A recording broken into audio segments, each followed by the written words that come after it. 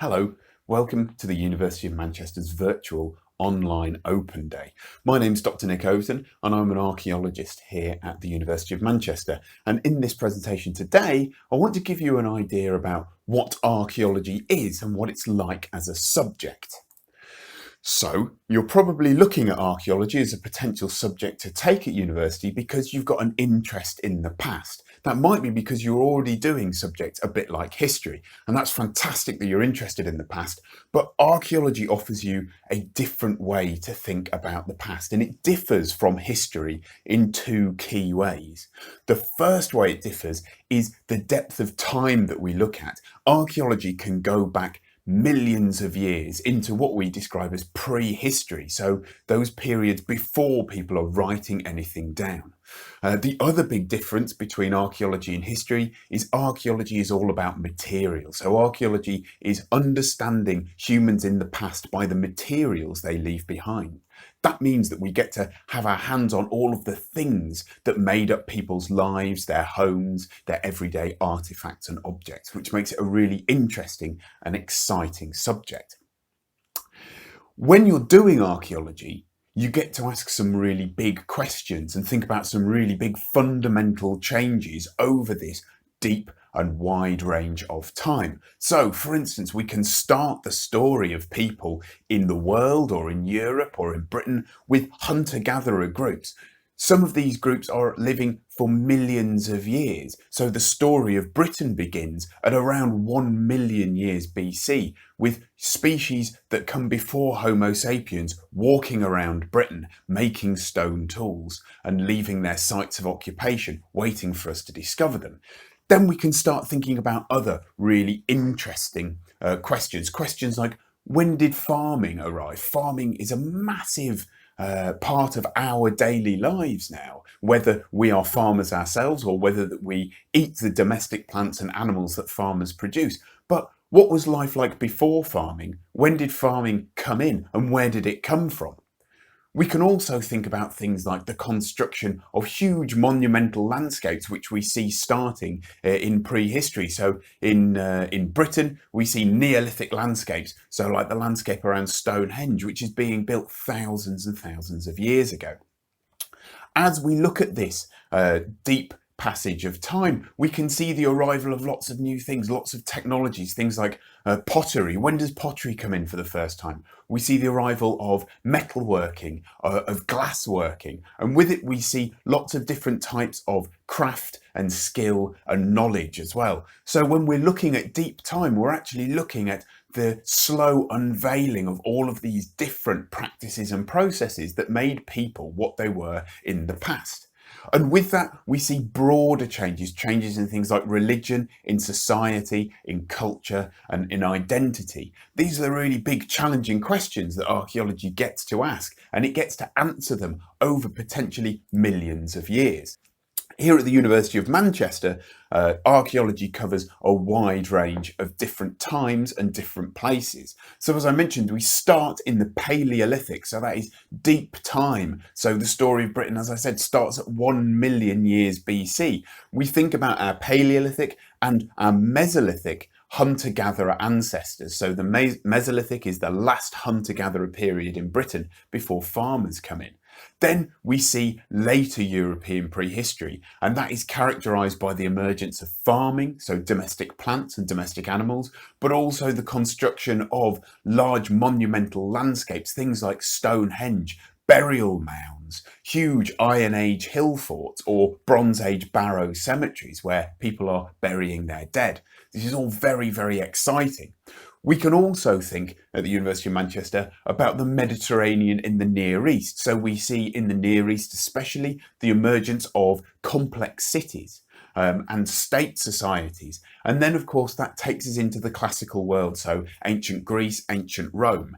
And because at the University of Manchester we also have Egyptologists within the department, you can also think about ancient Egypt as well. So you can think about hieroglyphics, we can think about pharaohs, we can think about pyramids.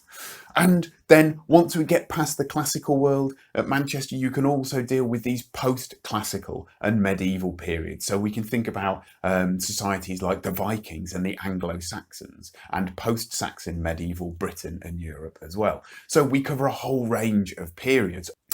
And also at the University of Manchester, we're going to take you through the key steps that you need to do to be an archaeologist. So the first thing you need to do as an archaeologist is to learn how to excavate. And excavation is probably my favourite part of being an archaeologist. Every summer, we take our students out and we go and excavate a range of amazing sites. We have sites such as Dawston Hill, which is a Neolithic monumental complex. So we have timber buildings, we have burial mounds, and we have a huge, what is known as a causewayed enclosure, a large bank and ditch enclosure where people are coming and meeting and gathering. And this is maybe as old as 5,500 years old. So we'll take you out into the field, we'll teach you how to excavate, we'll teach you how to identify archaeology in the ground, we'll teach you how to identify artifacts, and we'll also teach you how to recover and record and describe the archaeology that you've excavated. So when we leave the field, we have everything we need to go and understand what's happening at that site in the past. The next step that we're going to teach you how to do after excavation is analysis of material. So through excavation, we're going to find lots and lots of different types of material. We're going to get stone tools, we're going to get human and animal bone, we're going to get metalwork, we're going to get glass, and we're going to get ceramics, amongst other things. So we're then going to take you back into the labs and we're going to teach you how to identify these different things. And we're also going to teach you how to think about how old they are, certainly things like stone tools or different types of glass or ceramics. These can give us really good clues as to who's making them and how old they are. So we'll teach you how to start thinking about these artifacts in these ways. And most importantly, when we analyze our material, we're teaching you how to start thinking about these things in terms of producing a story about people in the past.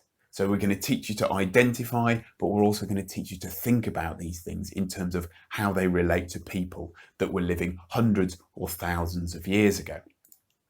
And then finally, and maybe this is the most exciting part of archaeology, is taking everything that we excavate, everything that we recover, everything that we've then analysed and identified, and thinking about what it all means. So we teach you how to interpret the evidence and the data that we have. And this is where you can start thinking about really big questions. So you can think about, what is life like in different periods? What were people doing?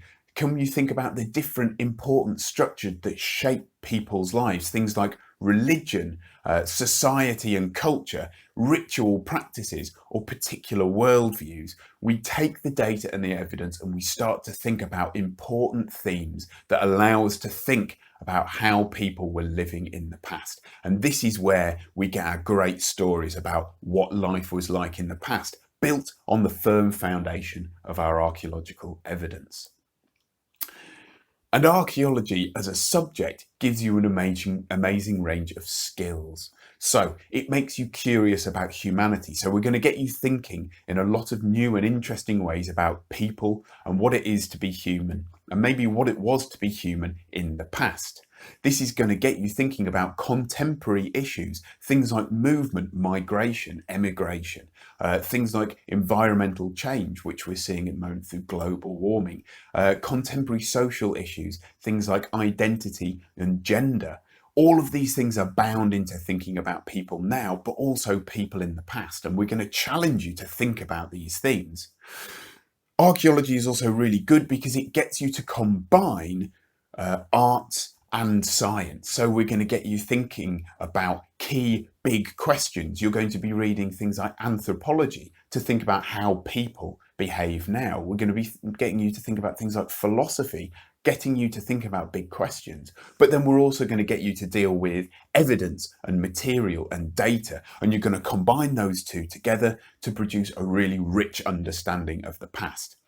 And then by practicing this combination of arts and science, of literature and arguments, but also data and evidence, it's going to make you into a strong and powerful person. It's going to give you creativity. It's also going to give you an amazing amount of communication and skill.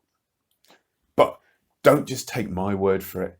Here are some of my colleagues and some of my students telling you exactly what archaeology is for them.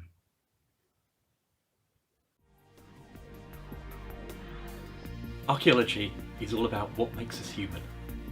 Archaeology is the best decision I ever made.